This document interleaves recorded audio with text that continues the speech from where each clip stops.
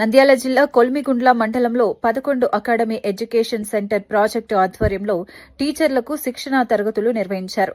జిల్లా కోఆర్డినేటర్ వెంకట సుబ్బయ్య ఆధ్వర్యంలో ఈ శిక్షణ కార్యక్రమం జరిగింది. ఉపాధ్యాయులు బోధనలో నూతన పద్ధతులు, విద్యార్థులకు సులభంగా అర్థమయ్యే విధంగా బోధించే విధానాలపై ఈ శిక్షణలో వివరించారు.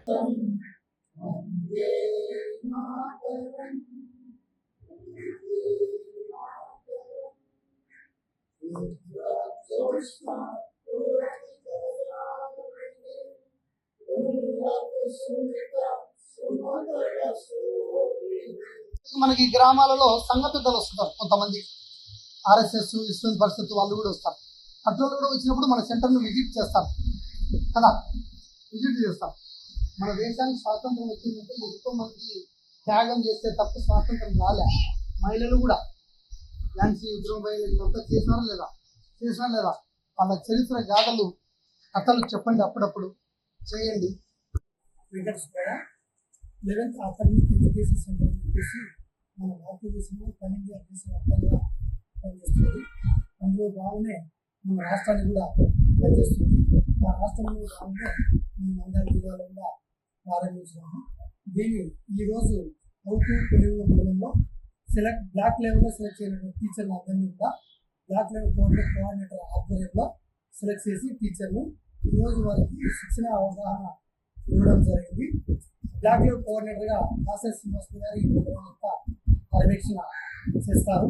ఈ ఎడ్యుకేషన్ సెంటర్స్ సాయంత్రం 5 గంటల నుంచి 7 గంటల వరకు ఈ యొక్క పాఠశాలను ఇంటిగ్రేషన్ ఉపాధ్యాయులు నిర్వహిస్తారు.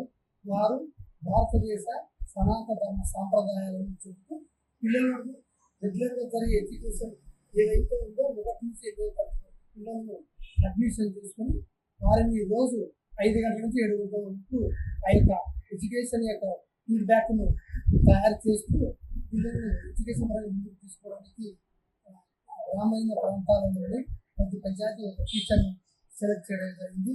ఆ టీచర్ ఇంటర్మీడియట్ చదివి ఉంటుంది. ఆ గ్రామంలో 30 మంది పిల్లలను సెలెక్ట్ చేసుకొని గుడి కేంద్రంగా కానీ బడి కేంద్రంగా కానీ ఆ గ్రామంలోని కమ్యూనిటీ పర్పస్ సెంటర్లో కానీ ప్రతిరోజు ఈవినింగ్ జరుగుతుంది. ఈ సెంటర్ వచ్చేసి సోమవారం నుంచి శుక్రవారం వరకు జరుగుతుంది. శనివారం ఆదివారం సెలవు ఉంటుంది. కాబట్టి పిల్లల యొక్క ఎడ్యుకేషన్ను నైపుణ్యాన్ని ప్రతిభను గుర్తించి వారిని క్లాస్లో జరిగేటువంటి పాఠాలు ఏవైతే ఉన్నాయో వాటిని ఎడ్యుకేషన్ ఇంప్రెషన్ కోసం ఈ యొక్క సేవా దృక్పథ టీచర్స్ దోహదపడతారని కోరుకుంటూ అందరికీ నమస్తే.